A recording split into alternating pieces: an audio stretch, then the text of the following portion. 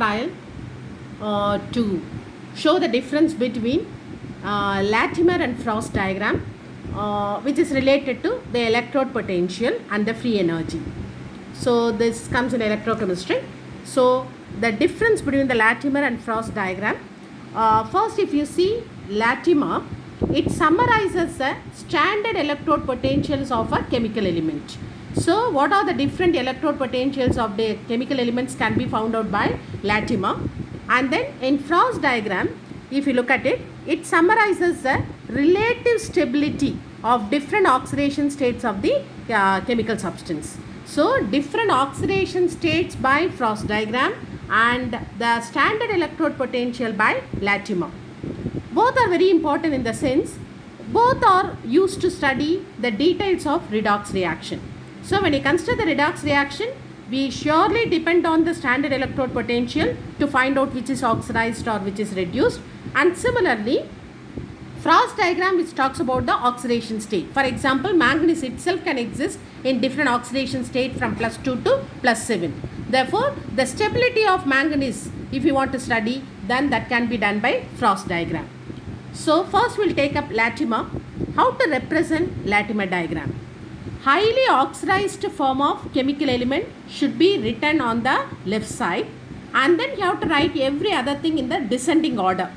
What do I mean here is, if we take the same example of Mn +2 to +7, Mn +7 should be written on the left. That is, the highest oxidized form of a chemical element should be written on the left. Therefore, it has to be Mn +7 on the left.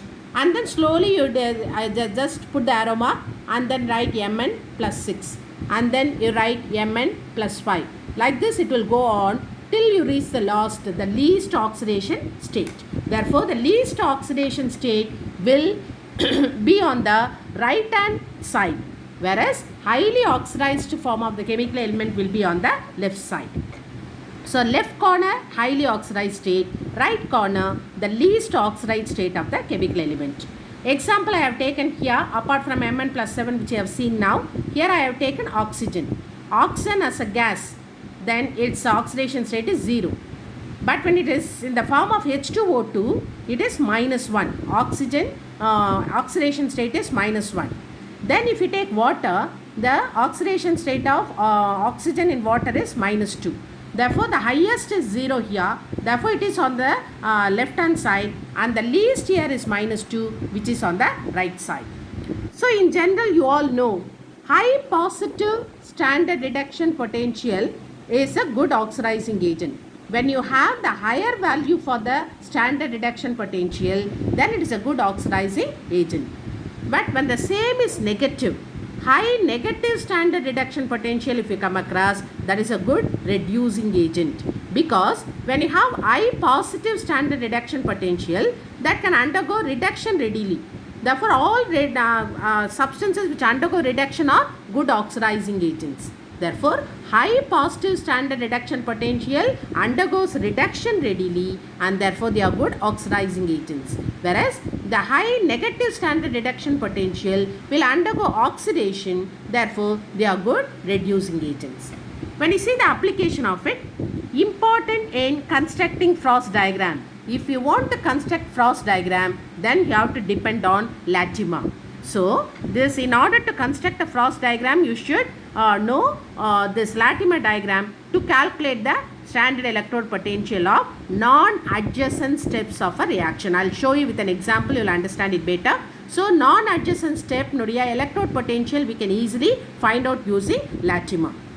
And then second one, it also indicates whether a certain chemical species undergo deprotonation under the conditions at which the electrode potential is given. For example, if we say the element X has the electrode potential, say some Y value. So, if the value is given under a particular condition, we can easily say whether the deprotonation can occur in the case of X under the value of Y under the given condition. So, that's what it means. Next, calculation of E0 by Latimer. So, given the E0 values of the following sequence, it is a problem. Mn plus 6 to Mn plus 5, 1.28 volt. Then Mn plus 5 to Mn plus 4, 2.9 volt. Mn plus 4 to Mn 3 plus 0.9 volt. Mn plus 3 to Mn plus 2, 1.5 volt. So what is the question here is, what is the combined value of E naught value from Mn plus 6 to Mn plus 2? You know it is given for each transfer, but what we need to find out is directly from Mn plus 6 to Mn plus 2. Yeah, I think you will get an idea by this time. Like SS law, we have to add all the steps. So I have written separately the same once again, and then to get Mn plus 6 to Mn plus 2, add all the steps. So we know delta G naught is equal to minus NF E naught, or when you write delta G, then what do you know? It is minus NFE, where delta G is a change in free energy, N is the number of electron transferred, F stands for Faraday, and E stands for electrode potential. So this is again the same I have written. In all these things, if you look at it, plus 6 to plus 5, 1 electron, plus 5 to plus 4, 1 electron, plus 4 to plus 3, 1 electron, plus 3 to plus 2, also 1 electron.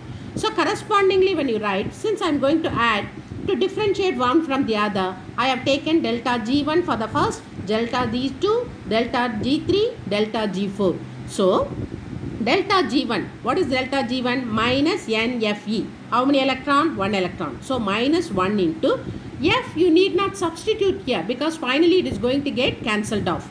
Therefore, even if you write the value, nothing wrong, but it will involve complications. So I have written it F itself.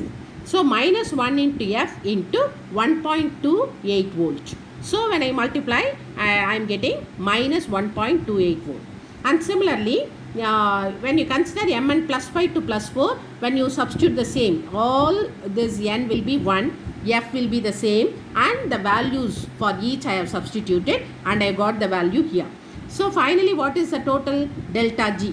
What is the total here is, what is Mn plus 6 to Mn plus 2? So for this delta G minus NFE, what do you have? Number of electron transferred plus 6 to plus 2. How many? 4. Therefore, it is minus 4 into F I am taking as F itself. E I do not know, which we are going to find out. Therefore, which is equal to, add all these values. Add all these values. I get minus 6.64 F.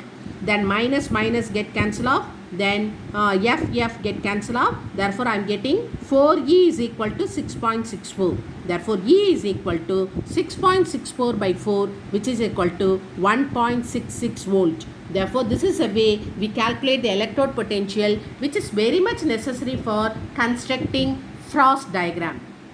Based on this calculation, we can draw Frost diagram, which explains the importance of Latimer diagram. Next is Frost diagram. So, Frost diagram, how to represent it? It is a graphical representation of N E naught versus N, where N stands for the oxidation state and E naught stands for the standard electrode potential, or E as a electrode potential, versus N, that is the oxidation state. Then Ne naught is totally is nothing but delta G. Therefore, N oxidation state of a chemical element, Ne naught product of oxidation state into electrode potential. So, graph, I told you it is a graphical representation. So, in the x-axis, you have to take the oxidation state. Y-axis, you have to take the free energy, Ne naught, you have to consider. So, the moment I say free energy, you all know both positive and negative. So, normally when we teach the children, we used to get some doubt, because we are used to graph in the sense that all the positive values, 1, 2, 3 like this. Without our knowledge, sometimes we write. Therefore, make this point as one of the clues in your notebook. While plotting y-axis, 0 should be written in the middle, because what we are taking in y-axis is free energy. Free energy, both positive and negative. Therefore, if you write the clue 0 in the middle and if you register in your mind, we will not go wrong while you are doing in the class. Therefore, 0 in the middle, and then both positive and negative values it involves. Then example I have considered here. We are going to construct a Frost diagram for thallium 0 to plus 3. So, for this first you have to use Latimer principle, where we are calculating the electrode potentials needed for drawing this Frost. Therefore, TL plus 3 to TL plus 1, TL plus 1 to TL0. The values are given. So, TL plus 3 to TL0 we have to find out using Latimer. So, as usual, delta G is equal to delta G1 plus delta G2. Delta G1 is equal to, with the values given here, we have to calculate, and therefore, number of electron transferred from plus 3 to plus 1 is 2. Therefore, minus 2 into F into 1.26, which is given in the problem itself. Therefore, this is delta G2. Delta G2 is TL plus 1 to TL0. Therefore, 1 electron is involved. Therefore, minus 1 into F into minus 0.34 already given. Therefore, when you get this values, we have to add finally. So, delta G is equal to delta G1 plus delta G2. Therefore, what is delta G? It is for plus 3 to 0 for thallium. Therefore, the number of electron transferred here is 3. Therefore, minus 3 into F into E is equal to minus 2.52 F plus 0.34 F. Because in electrode potential is minus, already we have one more minus, therefore we have got this. And when you subtract these two, minus we can cancel off, and then here actually this value is 2.18. Sorry, I have written 2.18 to 1.18. So 2.18 here, minus get cancel off, then F we can cancel it out. Therefore 3E is equal to 2.18. Therefore E is equal to 2.18 by 3, which is equal to 0.73 volt. What is this actually? This is Latimer. This is Latimer. So, by using Latimer, we have got the final potential, whatever we need for the plotting the values. Therefore, Frost diagram when you take, this is needed for Frost diagram. TL0 to TL plus 3, we have found out it is 0.73. Therefore, N oxidation state is plus 3, the highest is plus 3. Therefore, this Ne0 is equal to oxidation state 3 into what we have found out by using Latimer. So, when you multiply these two, we get the value 2.19 volt. Now, you plot the value, Frost diagram. What should be taken here? N. And what should be done here? Ne0. So, when you take 0, thallium 0, 0 should be multiplied by E now, again you will get 0 only. Therefore, 0 in the oxidation state will show 0 value here. Therefore, this is TL0. And then TL in the plus 1 state. TL in the plus 1 state when you take, we have found out where is TL plus 1. Here we have got. So, TL plus 1 here when you take, this is oxidation state. The value is minus